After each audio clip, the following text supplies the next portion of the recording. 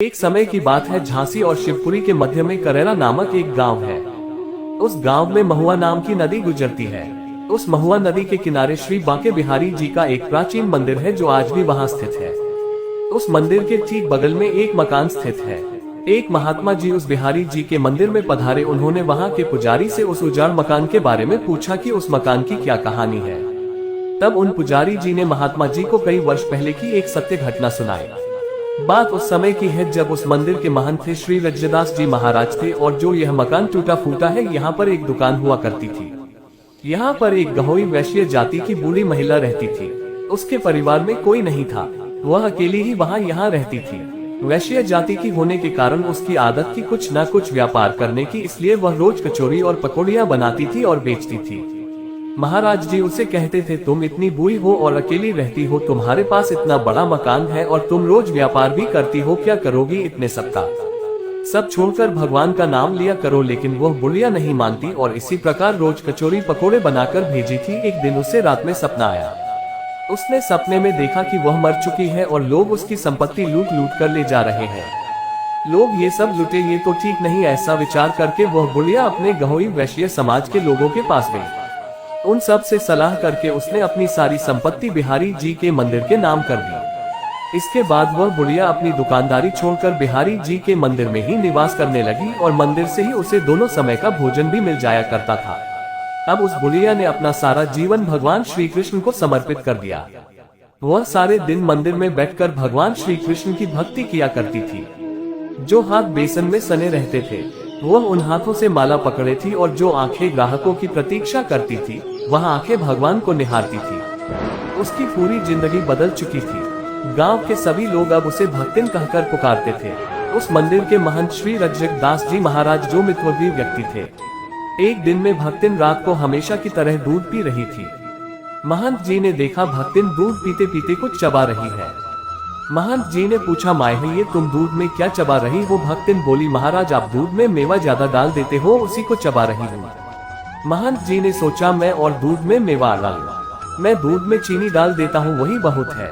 महंत जी का माथा ठनका। दूसरे दिन उन्होंने देखा दोपहर को भक्तिन को जो दाल परोसी गई तो दाल में भी घी तैरता दिखाई दिया। महंत जी ने पूछा, ये दाल में घी कहाँ से आया? भक्तिन बोली, महाराज आप ही तो दाल में घी डाल कर लाते हो।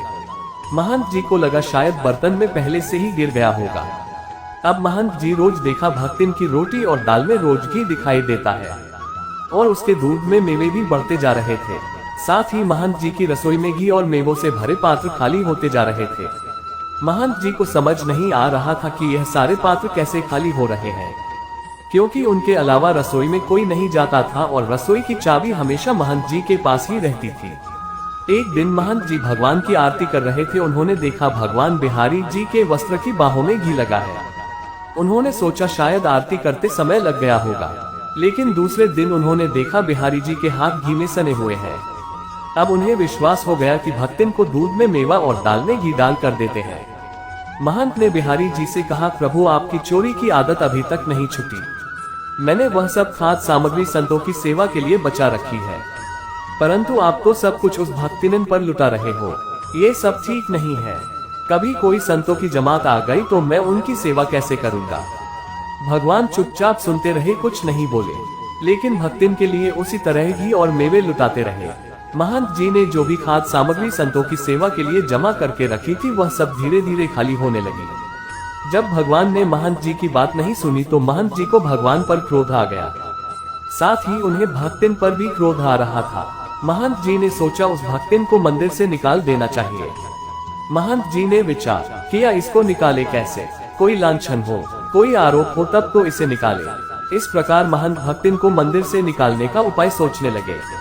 महंत जी ने विचार किया और एक दिन वह मंदिर के दरवाजे पर बैठ गए और उस रास्ते में से जो भी महिला और पुरुष निकलते उनसे कहने लगे, भक्तिन ने तो एक आदमी रख लिया है। ऐसी बातें बहुत ही जल्दी फैलती है। गांव में यह बात फैल गई कि भक्तिन ने एक आदमी रख लिया है। ऐसी बातें सुनकर गांव के लोग तरह तरह की बातें बनाने लगे। पूरे गांव में चर्चा हो गई। जब भक्तिन को इस बारे में पता चला तो उसे बहुत बुरा लगा। गांव के लोग उसे तरह तरह की बातें सुनाने लगे। अपने ऊपर यह झूठा कलंक लगने से भक्तिन बहुत दुखी थी।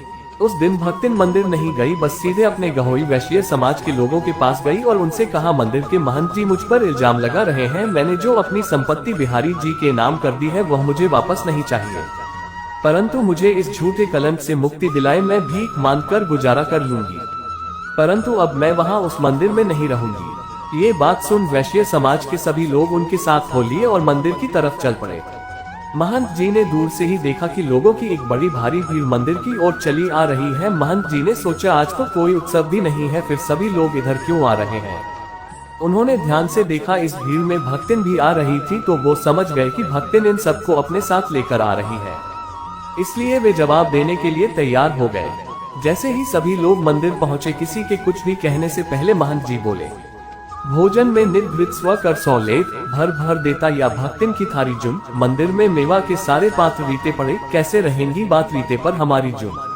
लोग समझे नहीं, बोले। महंत जी बोले, मंदिर के सारे घी और मेवा के पात्र धीरे धीरे खाली होते जा रहे हैं, यदि कोई साधु की जमात आ गई तो हम समय पर उन्हें क्या खिलाएंगे। सभी लोग बोले, अगर ऐसा है तो ये कहिए कि भक्तिन चोरी करती, लेकिन आपने तो दूसरा कलंक लगा दिया। महंत जी बोले, ये चोर नहीं है, ये तो सच्ची और ईमानदार है। लोग बोले, तो फिर आपने इस पर यह झूठा कलंक क्यों लगाया। महंत जी बोले, इसकी भक्ति ने बिहारी जी को अपने बस में कर लिया है, वहीं इसको मंदिर की रसोई से घी और मेवे चुरा चुरा कर खिलाते हैं। बिहारी जी ने इसे गोपी रूप में स्वीकार कर लिया है और इसने बिहारी जी को अपने पति रूप में मान लिया है, इसलिए हमने कुछ भी गलत नहीं कहा। ये कहकर महंत जी ने सभी लोगों को मंदिर में घटित हुई सारी बातें बताई। सब लोग क्या सोचकर आए थे और मंदिर आकर उन्हें कुछ और ही पता चला।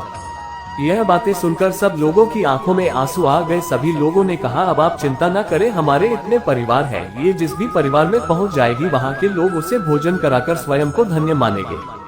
जिसका भगवान से नाता हो उसकी सेवा करना तो हम सभी का सौभाग्य होगा। भक्तिन ने कहा, मैं कहीं नहीं जाऊंगी, यहीं इसी मंदिर में रहूंगी। दोपहर को महंत जी भोजन लेकर आए, लेकिन भक्तिन ने भोजन खाने से मना कर दिया और कहा, मुझे भूख नहीं है।